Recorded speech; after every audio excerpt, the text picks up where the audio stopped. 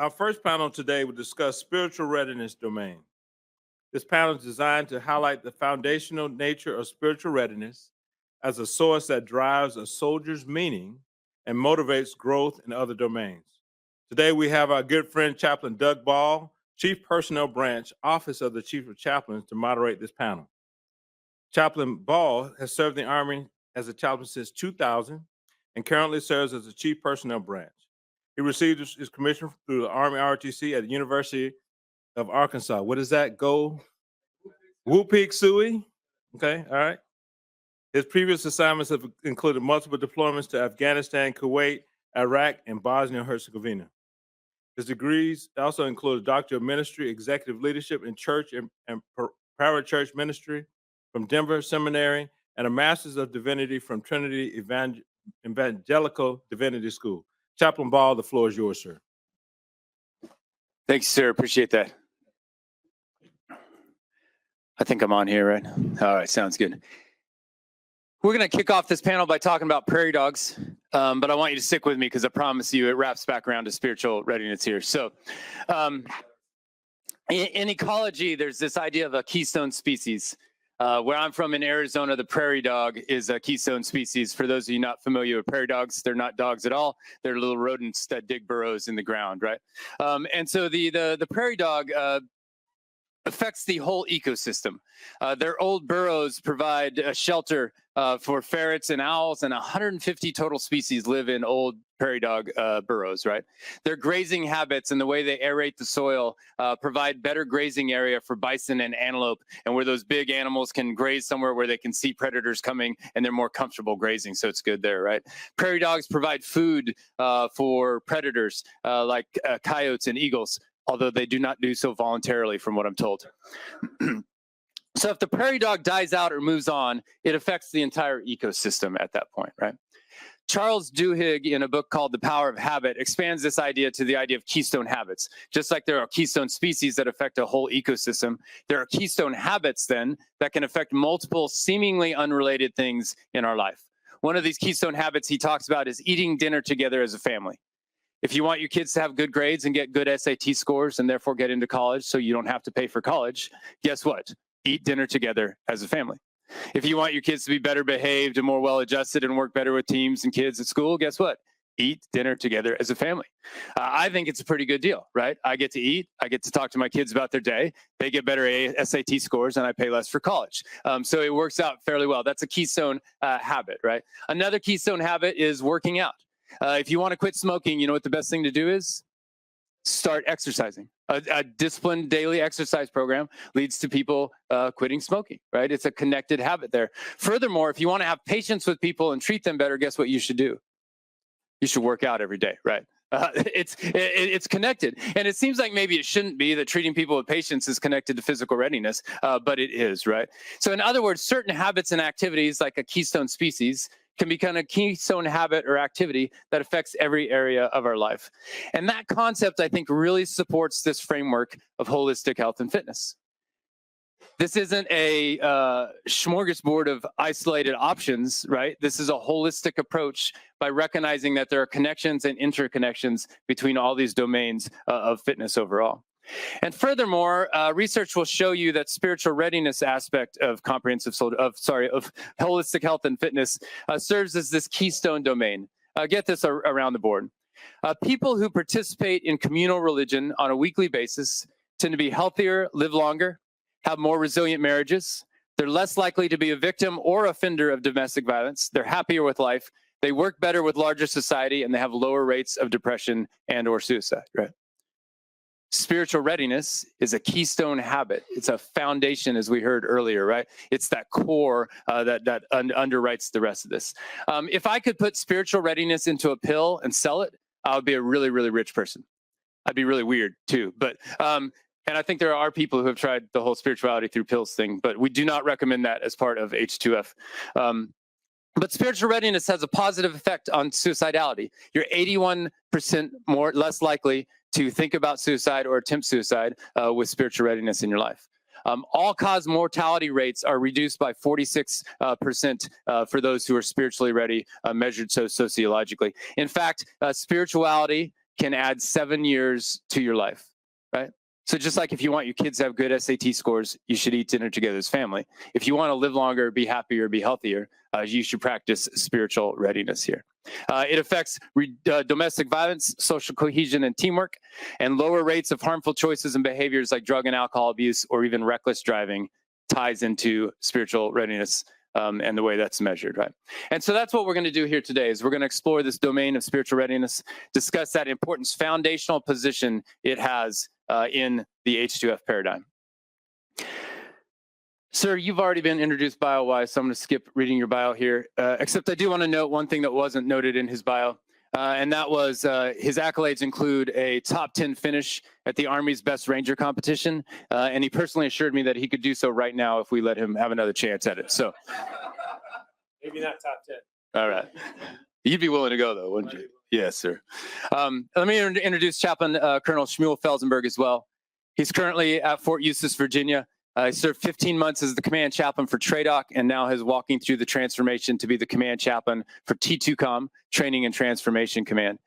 Previously served as a division chaplain for 1ID, a senior chaplain at Fort Riley, student at Army War College, and the deputy commandant at our United States Army Chaplain Center and School back in the day, now AUSA role. And he soared as well from 22 to 24, the Corps chaplain for 5th Corps.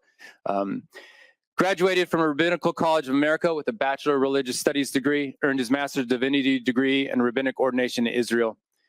Lots of other numerous accolades, awards, but I want to point out two here. 2 Chaplain of the Year awards, one by the Rabbinical Council of America and the other by the Military Chaplains Association. For those of you keeping score, that's exactly 2 Chaplain of the Year awards more than I have. So. And finally, on my far right here, my good friend, Dr. Scroggins. Dr. Scroggins is a performance psychologist, founder of Delta Summit. He advises elite performers using personalized, research-informed methods grounded in psychological science.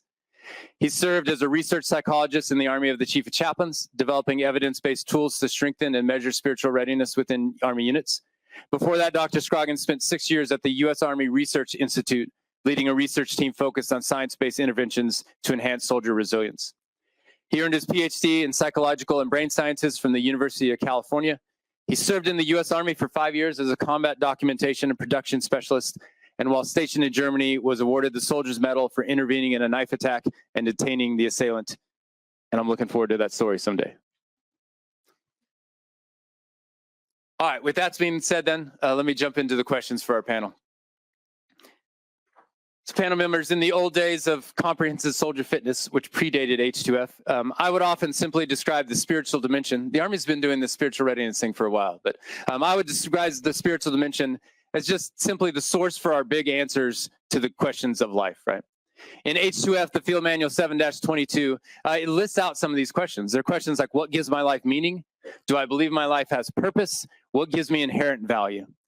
And so with Lieutenant General Eifler as the primary respondent, Dr. Scroggins is our secondary respondent here. First question is, how does answering big questions of meaning, purpose, and identity make a difference for the average soldier?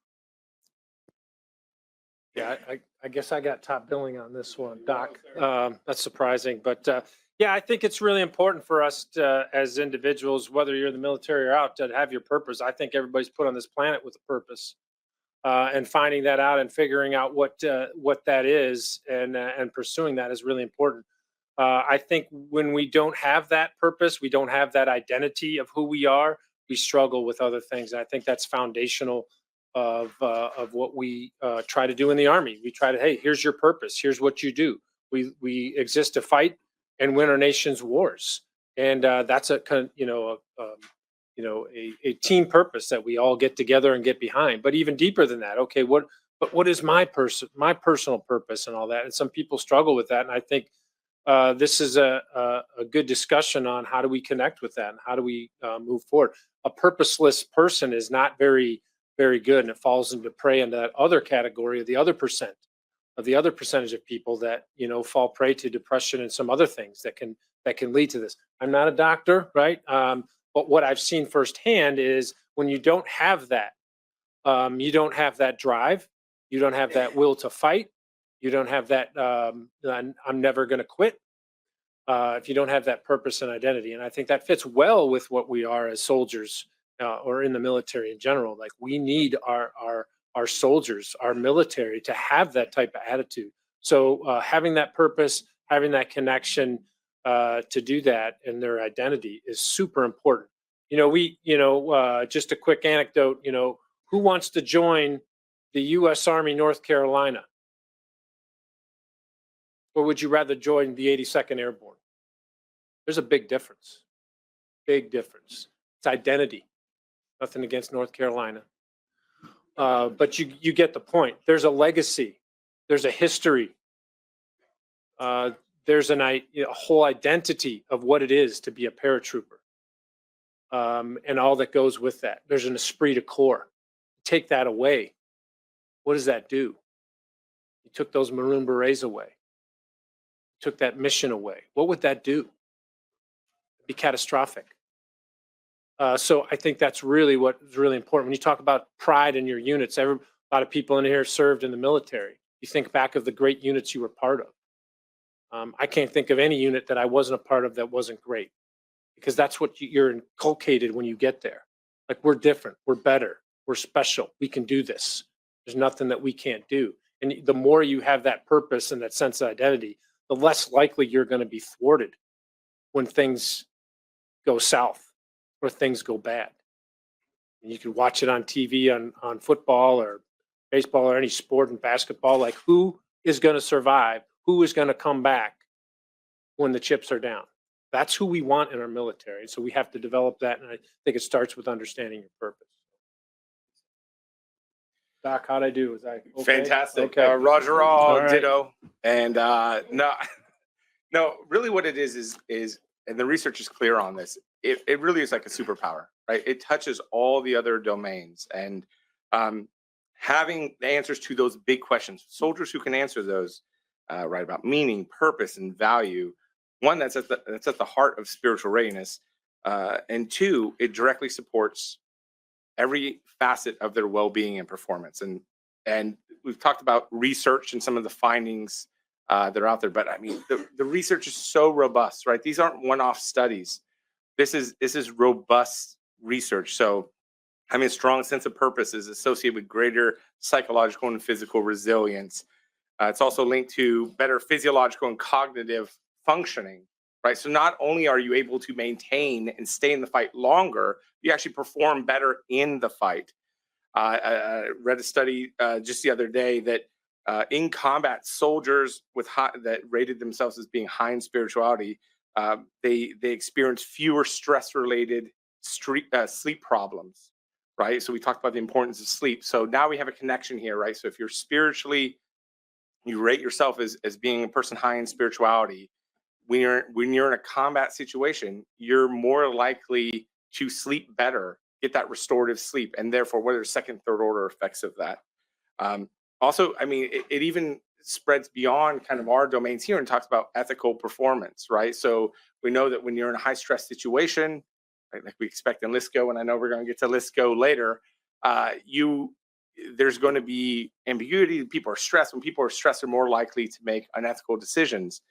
Well, if you have a core belief structure, whatever the source of that may be, you're more likely, when others are under stress, and if they don't have those, you're more likely to make those unethical decisions. But if you have that foundation, you're less likely to do that. And the research bears that out as well. So in short, soldiers, who have answers to these big questions tend to show greater resilience, motivation, and integrity on the battlefield. Thank you. As we follow on with that theme there, right? In all these peer-reviewed sociological studies that you're looking at there, and that I've quoted from as well, spiritual readiness plays this key role as that keystone habit, if you will. So on average, as I've stated, people who are actively engaged religiously are happier, healthier, live longer. So for Chaplain Felzenberg, and then Lieutenant General Eifler, the question is why, right? Like, why does spiritual readiness help people thrive in a more holistic manner? Well, Chaplain Ball, ladies and gentlemen, to cite some research, which I'll do in a second, ultimately realize the role and the, again, foundational nature that spirituality plays in a person's life, in the person's being. Within the religious concept, we refer to the soul. But let me dive into some scientific research. Dr. Lisa Miller from Columbia, her Science of Spirituality, cites that there is a natural thirst and quest that a person has from birth onward for spirituality. Inside the person, again, from a religious standpoint, call it the soul, and call it just the ethereal spiritual nature of a person from infancy onward is screaming for connection. Tying into that connection, deep diving into oneself, figuring out one's identity, the purpose, the meaning of their life and existence, really helps them experience and develop an enhanced and what I'd like to call existentially enlightened sense of being. When you have that and the person achieves that, ultimately they can do much else in their life better inherently. Now, it doesn't mean necessarily that I will, no matter how well grounded I am, outrun Lieutenant General Eifler on the PT field. Nonetheless, though, within the physical constraints that I have, or within the mental limitations I might have, I will excel as the best or better me as possible.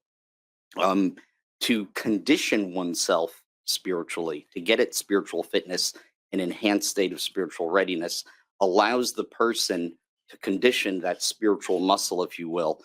God forbid, ignoring it would allow it to atrophy and then have none of the favorable and, in fact, perhaps negative effects. Ultimately, though, being spiritual, again, increases a sense of calm, an optimistic approach in life, a certain peace, hope.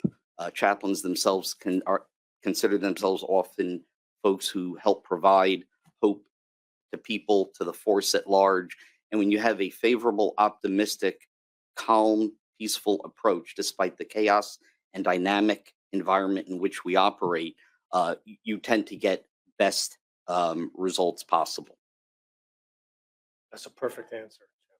Thank you. I would just add that we like to say hope is a weapon, and a lot of times we have hope in people and other things, and then when those people take away, what do you got? So you got to have something that's transcendent. You have something that's not removable. Your rock. You have that rock. No matter what happens to you, you will prevail.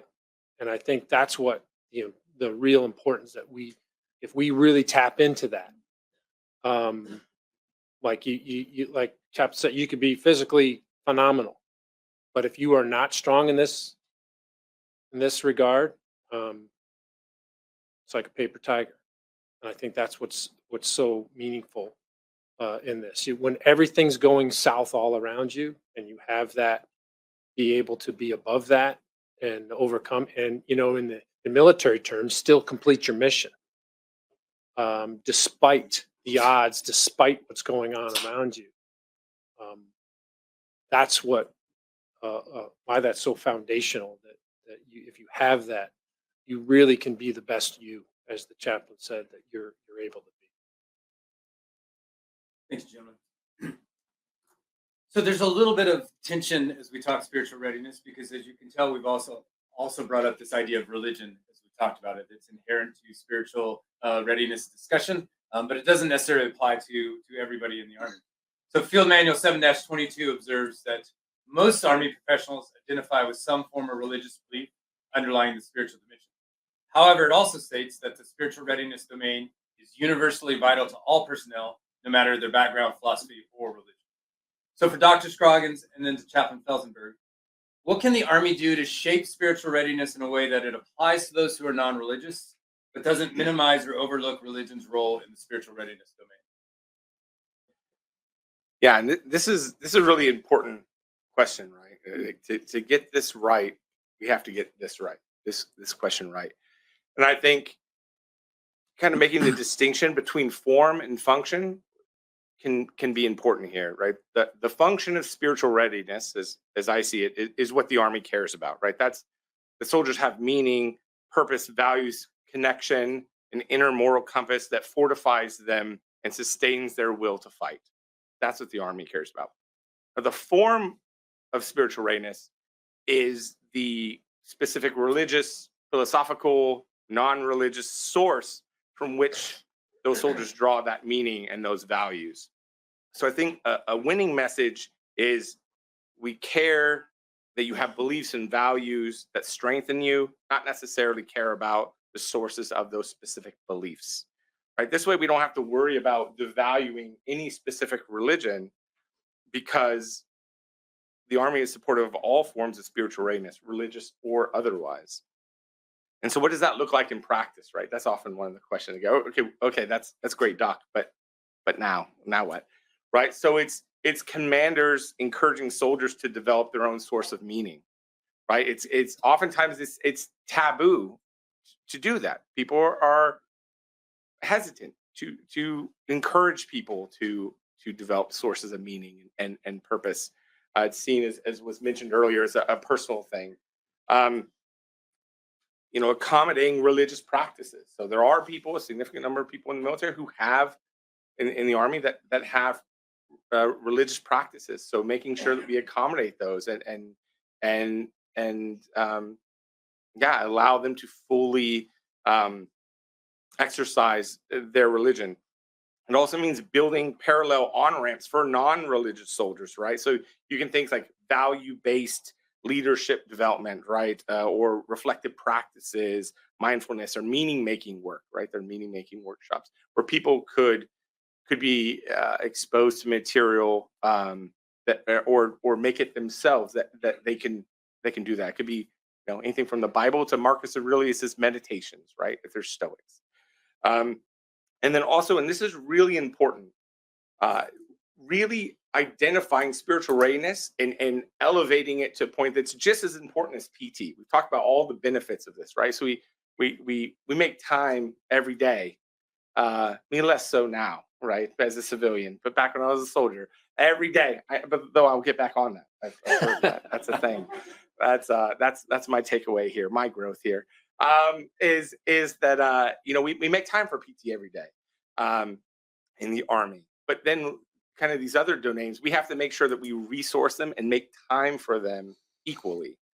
Right. And so that's providing time and space for spiritual development, whether that be worship, meditation, quiet reflection, spiritual discussion groups.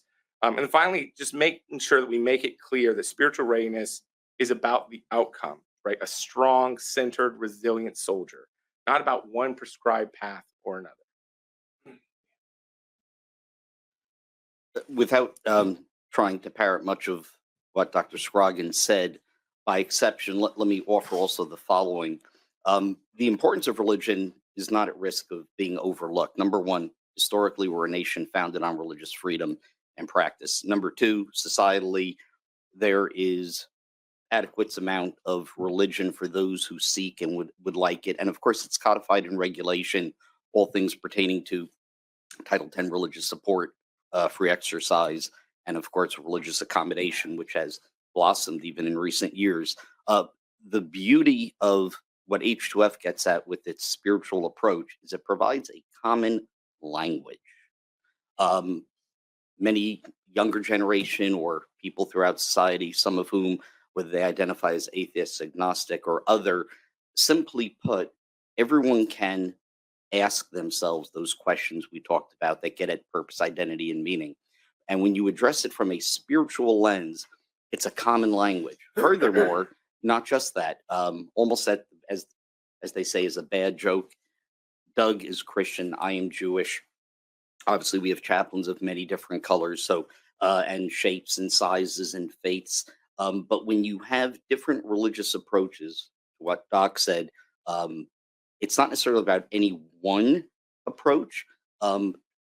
Addressing it through the spiritual lens and using that terminology invites people in from all backgrounds. But number two, regardless of the approach, be it Christian, Jewish, Muslim, or other, the focus of all religions across the entire spectrum, one of the only things they have in common is that an enhanced spiritual standing of the person is their goal. They may have notably different ways of getting at it, but you can be Buddhist, you could be Orthodox Jewish, and the list goes on of denominations, but they would all agree, despite their differences across the board in every other way, is, yes, we intend to make the person more spiritual. So if that is the common end state, and using the term spirituality is a common language that all can agree to, although again, it may take on different approaches, they dissect those different questions to get at what it means for them. It acts as a common language, a bridge, and then in the process of seeking a path to enhance spirituality, that's also where religion, amongst other things, and philosophies come in. So religion will also play a supportive role therein. Thank you. So, yeah, as General Eifler mentioned, purpose being that thing that exists, hope exists after everything else is gone, and then Dr. Scroggins pulling out Marcus Aurelius on us to make us all feel smart today.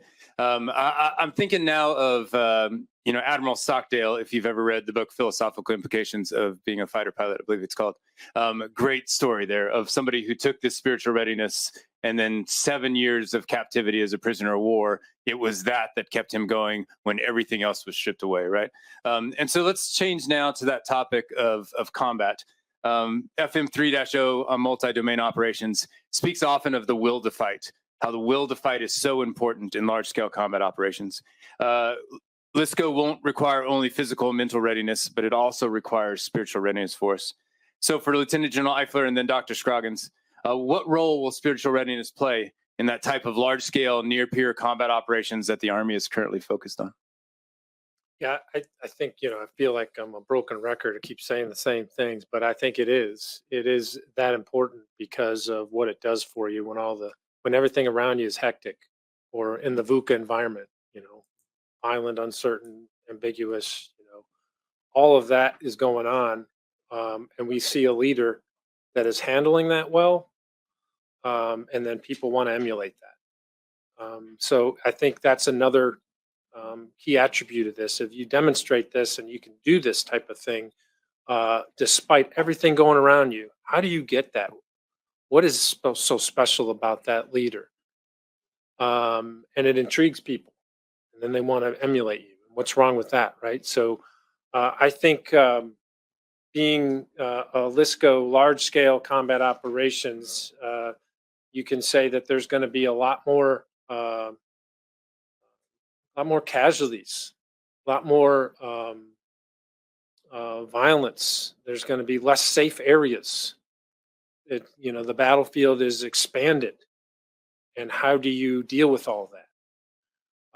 And how do you adapt and be flexible and all that? And I think having that spiritual foundation, that connection, and that hope that hey, we can do this, and confident that you're fulfilling your purpose as part of a team, and you can focus on what you really need to do, vice focusing on all the things going on around you, distracting you from what you need to do. I think it's going to be even more important for that matter, because we're going to be put to the test, and it's really hard to replicate all that in training. We try to. That's why we try to do hard, tough, crucible type training, so we can get at those pressure points that don't go, past the breaking point, but go right up to it. And that's not the same for everybody. And so that's our challenge as a force, is to continue to push our soldiers in training. So when it comes to combat, they're able to do that. And I think having this transcendent connection that can overcome all in any situation is part of what we need to have in large scale combat operations.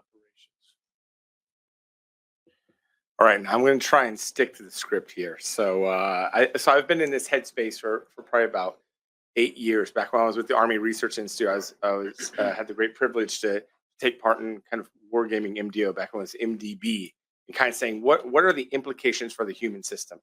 What does that no kidding look like? And actually, it was those games and that study that made me realize the impact of spiritual readiness and what it's going to have on the warfighter in that domain. I'm a cognitive psychologist. My PhD's in psychological and brain sciences, and I ran back to shop and said, we got to start looking at the spiritual thing, right? Because the literature was very clear that it was the thing that could fortify several elements of the warfighter in that group. So, or in that environment. So large scale combat operations against near peer adversary, a spiritual readiness, I believe is going to be a decisive factor, right, in sustaining soldiers' will to fight. Having a purpose and meaning is what turns I'm exhausted, I don't know if I can go on, to I'm exhausted, but this operation matters and I'm not quitting.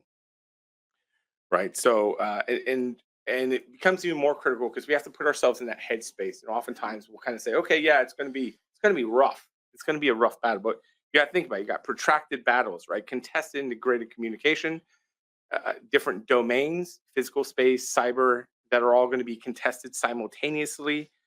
High casualties, chaotic environments. You're moving all the time.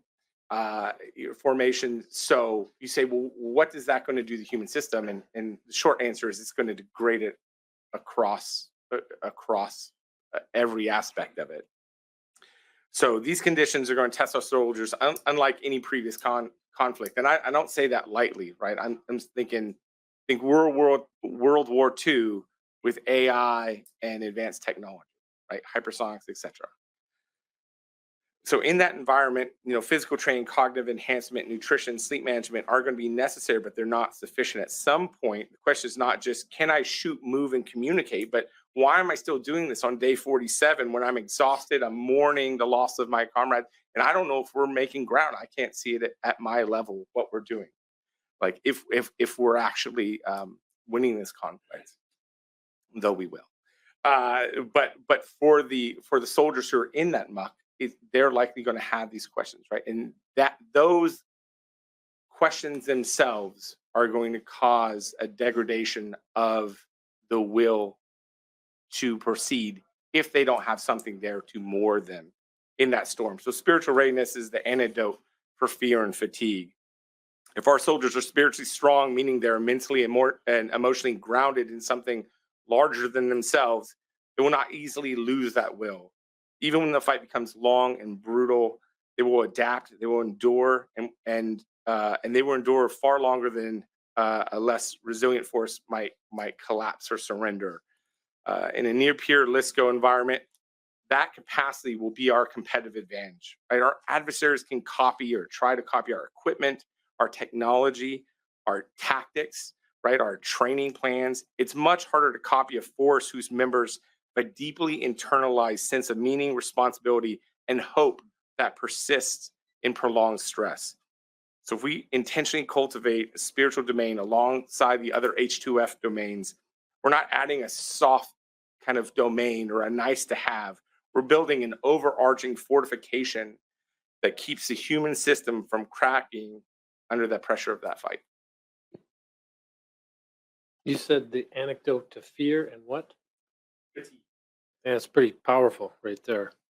I'll take it. That's a superpower. Thanks. I was just thinking the same thing, Dr. Scroggins. I'm going to go back to the transcripts. That last sentence you just said, I think summed it up precisely well. Intentionally cultivate this spiritual domain, right? So as I ask this next question, it's about that intentional cultivation of the spiritual readiness domain. And I have to ask it carefully because my boss is sitting right in front of me looking at me, and he never, of course, works me too hard or too long hours. So don't take anything away from this question. Yes. However, we ask a whole lot of our soldiers in this high op-tempo army, right? We heard from some of the speakers before, right? The anecdotes we have about JRTC or NTC and the lack of sleep there, and existing on 1 MR a day or whatever it may be. But the next question is, it can be really hard for soldiers and for leaders to carve out time and energy to stay physically fit, to eat right, to sleep 8 hours a night. That's just tough sometimes in a military environment. But our commanders set aside specific time for physical fitness, right? Our commanders ensure that soldiers have access to nutritional food in our warrior restaurants. Our commanders try to manage work and sleep cycles on deployment or in the field. So the question next for Chaplain Felzenberg and then Lieutenant General Eifler, how can Army leaders practically facilitate spiritual readiness? How can we intentionally cultivate this? What specific practical things can we do in the Army to do that? So this requires ideally a big answer, but I'll try and keep it on point and brief. Number one, the leaders need to give their buy-in. They need to model it. For example, Exhibit A right here. I'm sitting next to the G1 of the Army, a lieutenant general. He's here because it matters to him, not just the spiritual domain, but that too, but H2F. So modeling it and giving it buy-in and letting the soldiers and their families see and know that. Number two, it needs to be inculcated from the start. There are many things that reference being advantageous in teaching or educating from youth onward, but when we get a young soldier, it has to start from the beginning. Hence, what organization is H2F under?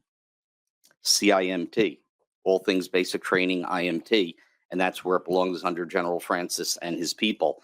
So again, that shows the organizational diagram precisely the point of inculcation from the start. It also requires intentional planning by leaders and their staff, and it has to be nested and integrated in regular activities and battle rhythm events.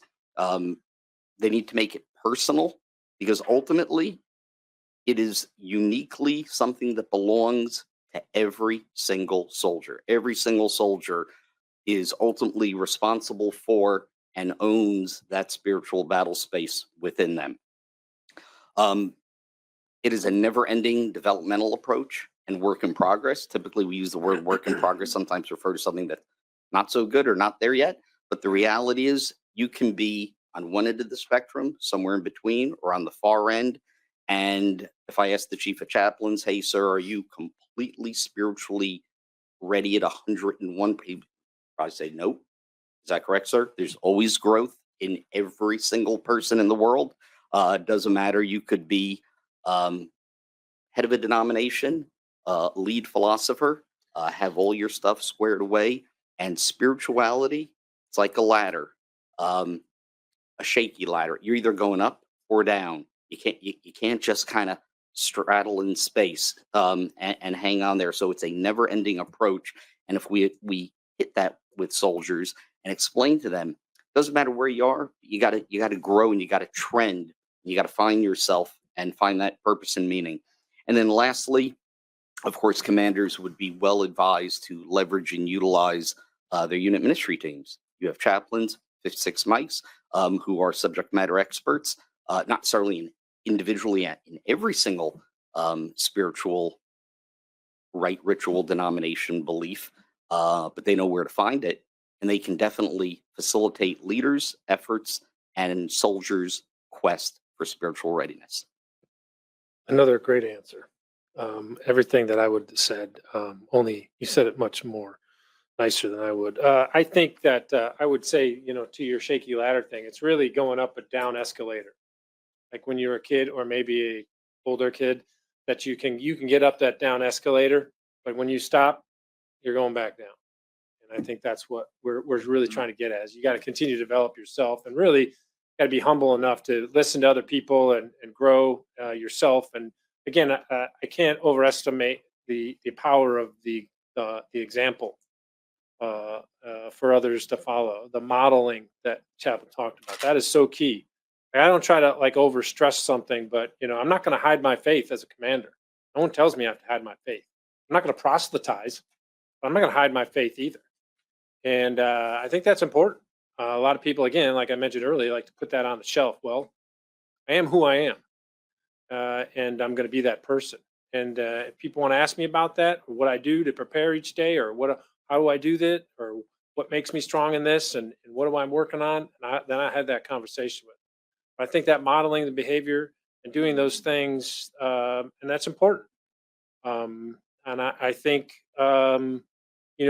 these little hints towards what you do and how you do it, give hints to other people like, oh, I used to have people apologize to me because they were swearing around me. Why would they do that? I'm in the Army. So maybe they just didn't hear me swear a lot. And so your leaders are not swearing a lot, then maybe they might emulate. I'm just saying that, I do swear a couple of times every once in a while. Not saying that. There's a time and place for everything, and I believe that. But I think the modeling part is really key. Like I talked about earlier in the din of battle, when all things are going nuts, and you're able to endure that and still accomplish the mission. That and think of all the stories, you know, in the books about the Medal of Honor. Think about what that does to inspire those around them. And you talk about a superpower, Doc, that's exactly what we're talking about. What is so special about that person that they can overcome that defeat, overcome that situation, or take, you know, 3 rounds in the body and continue? Like, what is driving them? Like, what is so special? You know, and that's what we try to breed in the military. You know, we're part of a cohesive team. We talked about the unit. I'm part of this unit that has a long legacy, and I'm not going to let that down. And I'm not going to let my leaders down, because I believe in them. I believe in what we're doing. I'm not going to let people on my left and my right down, because they're my buddies. And I've got this drive inside me that if something happens that doesn't go as planned, I am not going to be thwarted. And I think that modeling is really important. And much like you talked about, you never arrived. No matter where you are, no matter what you do, no matter whatever role you're in, if you think that you got it, I think you're wrong. I think General Brown modeled that greatly as a 4-star commander. Like, he didn't have all the answers, but he was about the team and getting that team together, and we'll figure it out together. So you don't always have to be this higher and mighty, like, I know everything, I'm perfect. No, we have, you know, we lead with a limp sometimes, right? And that's what makes us real. We're not fake. I think that's really important about modeling and examples. Like, you got to be who you are. You can't put up a front. You can't fake this, right? You can't fake this, because everybody will know, especially soldiers. Soldiers know. They know when someone's faking it. And I think that's really important, to be who you are. And when you're that transparent, there's a trust there that is transcendent. And I think that's what's really important. Appreciate that emphasis on being an example. As you're saying that, I'm looking at my friend Brian Kirk out here, who spent a year with me in Afghanistan, and our commander there was that type of example, right? In H2F, he worked out in the afternoons, and he put it on his shared calendar for everybody to see. And as soon as he did that, you know, a couple weeks into deployment, we all realized, oh, it's okay to go work out in the middle of the workday on deployment. He put chapel on his shared calendar for everybody to see.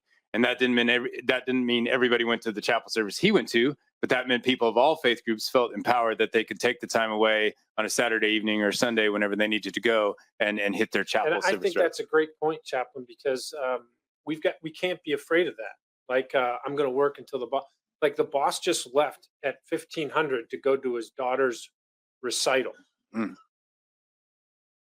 That's important. I'm going to emulate that. Most of the time we do the opposite thing. We're like, the boss left. Yeah, I'm not going till the boss leaves. And then we as leaders got to, you know, show that, hey, this is okay. And then the first time you don't, you know, then that trust is broke, right? So you've got to be able to, I think those are great examples of, like, I got to go to my kid's soccer game, leaving early today because it's the finals or whatever. You know, General Perna always told a great story. I'm an emotional guy. My emotions are on my sleeve. And when I heard that story, and about when he was, you know, his wife called him, his son's at a football game scoring the touchdown, the winning, you know, and he's at work. I mean, he'll never forget that. And, you know, would the work still be done if he, you know, he's a great leader, but just show the humility of that moment, to share that, to say, look, I was in the wrong place. Like, that's the type of example that we need to see and emulate. And then going back to, like, you can make mistakes. You're not perfect, and don't think that you have to be perfect as a leader, because we're not. And admitting that, again, it's another transparency, trust thing. So I think that's really key, of being who you are. And I think spiritual connection helps you be who you are, no matter what environment. That's my purpose. No matter what I do, no matter where I'm at, this is my purpose. And I think that's what's so powerful with this superpower. Awesome. So the panel is done with my softball questions for them that they've prepared and gotten ready for. It's now time for them to just wing it and try to sound wise and astute. So that being said, if you've got questions, write them down on a question card. Alex will come around and grab those. I've got some already. We're going to dive into those then for the next 15 minutes and 42 seconds. That's what the timer says. So for anybody on the panel here, in other domains, there's objective metrics we can look at. People have mentioned their sleep score on their watch. People have mentioned, their physical movement score, or whatever it may be. We can throw out an Army physical test and see how far we can throw a ball over our head. Oh, wait, we're not doing that one anymore. So we can test these things in very objective, measurable ways. So first question for anybody on the panel to take: what are the essential elements of spirituality that must be present to say someone is spiritually healthy, regardless of faith tradition? I think, would you like to go, Chaplain? So I would say, so we start looking at assessments. You start thinking about, well, what are the characteristics of that assessment? What are you trying to actually capture? And so from the research side, it seems as if there are different components that have benefit. Primarily having purpose, meaning, a framework with which to, a story with which to integrate the experiences of your life into. So you are able to, it's like an overarching framework that as things happen to you, you can reach back into this thing, pull it forward and say, this is why it happened, or I don't know why it happened, but I understand, I believe that it happened for a reason. I think those would be core. You see the research shows quite strong benefits for that. So having purpose and belief in terms of a reason to be able to explore your experiences. Values is another thing. It imparts some kind of values or some kind of framework. And then lastly, and not all philosophical traditions or religious traditions even have this, but when there's a community component, it wouldn't necessarily be, I wouldn't say it's necessary, but there is a benefit when it brings people together who are able to share some kind of faith. So I'd probably lean on the first two, something that gives people purpose and meaning in their life. And just allow me to add to that, living in an age perhaps of moral relativism, one of the things as we seek to achieve spiritual fitness and spiritual readiness in the spiritual domain, realize that the approach has to be taken as a moral and ethical one.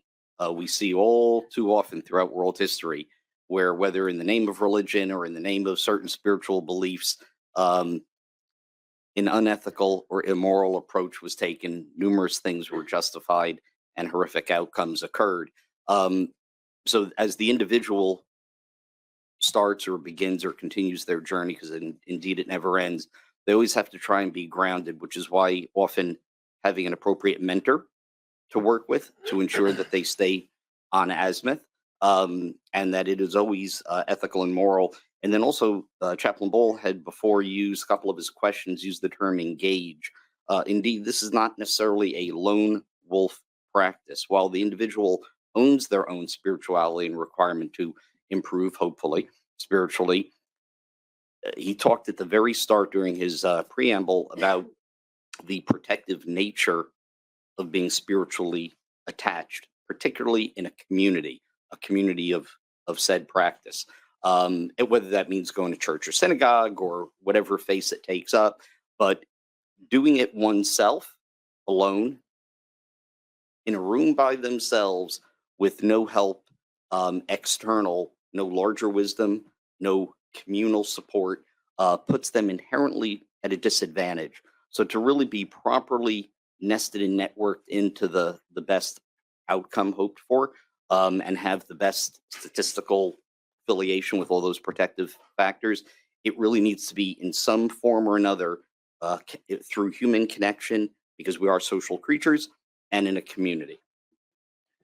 If I could just quickly add, Yes, sir, of course you I can. think this is a great question. It's really hard. I could measure my soldiers' fitness. I could see how they're performing in other things. There's other metrics. I think this is really hard because you really have to know somebody. You really have to be connected to know that. You have to be with them. Those of you that have served, when you go to the field, you go to combat, you get to know people really close. You're spending 24/7 with them. You know when they stink. You know that their shoes smell like whatever, they don't wash or they do, or they're over tighty, or they're not tight. You know everything, right? And I think that's what we're trying to do with our soldiers today, connect.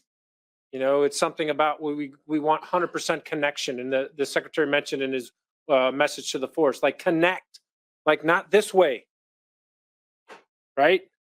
Like knowing your soldiers. We used to say, this ain't the Salvation Army, this is the U.S. Army. You have responsibility to know your soldiers, and that's personal. And a lot of people today don't like that personal space violated. And again, that's part of our problem. We blame it on COVID or whatever. But we really have to know soldiers. How are they when the chips are down? You have to do training to bring that out. How do they react off duty? How is their behavior? Either socially, I mean, you really have to know soldiers, know that. And I think that's where you start getting like, okay, you get indicators like, okay, maybe I have a problem here. And so, but it's really hard to get to that, like, okay, how are they? Because someone can hide that really well.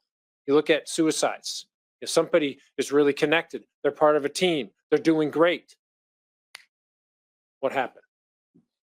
So I think it's about a connection and really understanding and knowing your soldiers a little bit more than what we think.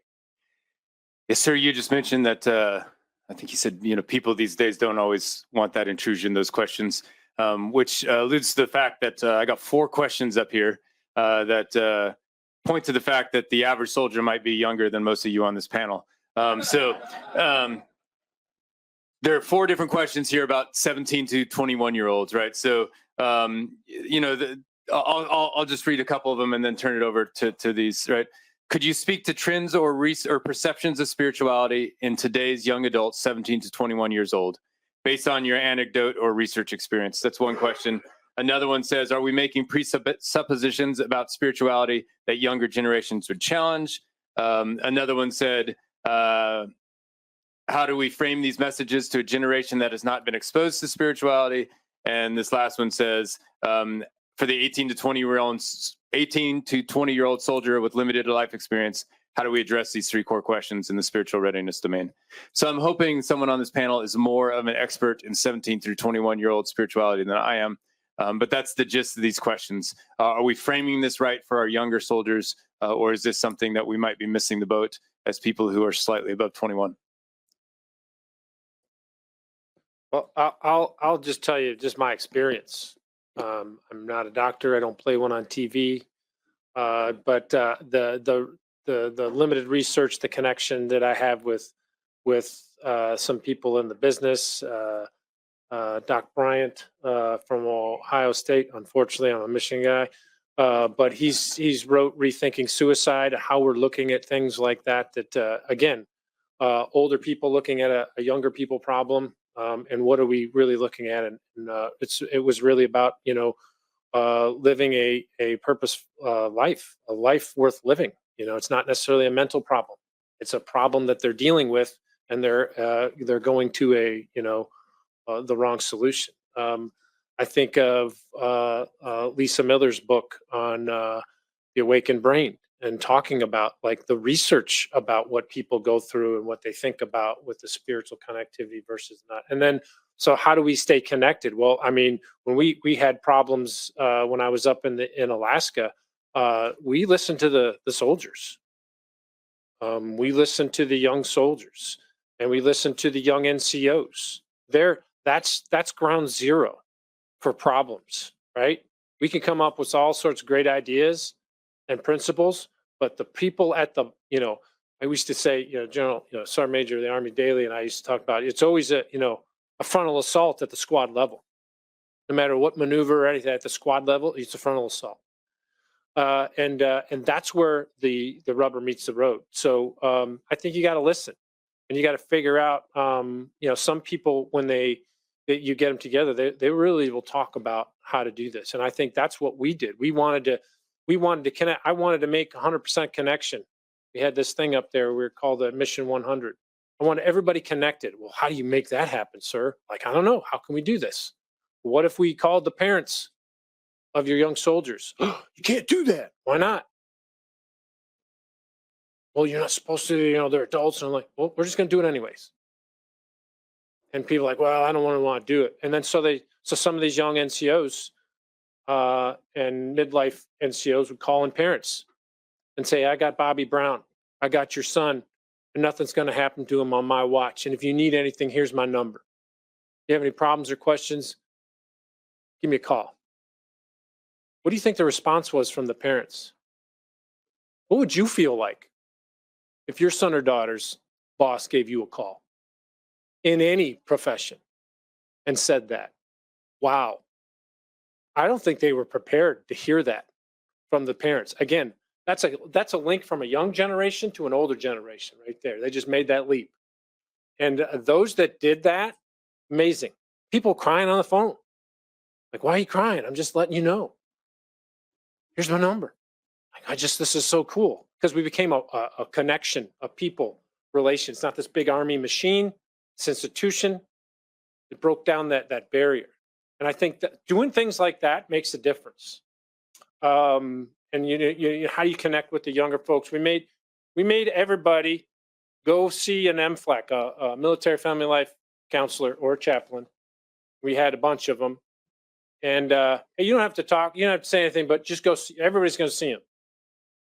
And you're like, well, okay, how's that connecting with youth? Well, guess what? Everybody was going. CG, myself, everybody was going. And so guess what? There's no stigma.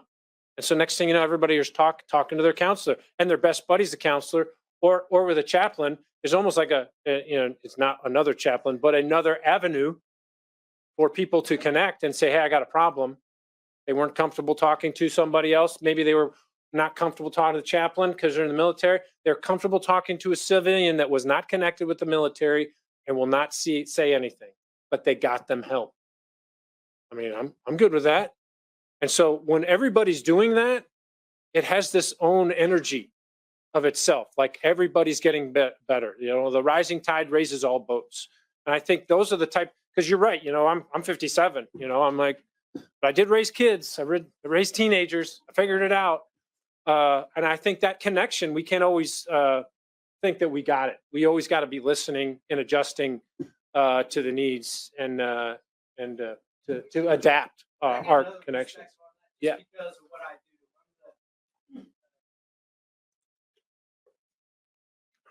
do. Commander for the Center for Initial Military Training. So all those 18 to 24-year-olds you're talking about, I see them get off the bus, right, at Fort Jackson, Fort Benning, at our 4 ATCs. And one of the unique things that has happened over the last couple of years is a course called the Future Soldier Prep Course, where you have Americans that want to serve, but they cannot meet the standard. And so they either have a physical issue or an academic issue. And when we bring these soldiers in, the first thing they do is they walk into this room called the Y room. And they put a sticky, one sentence on a sticky, why are you here? Because before we're going to invest in them, these are drill sergeants that came up with this.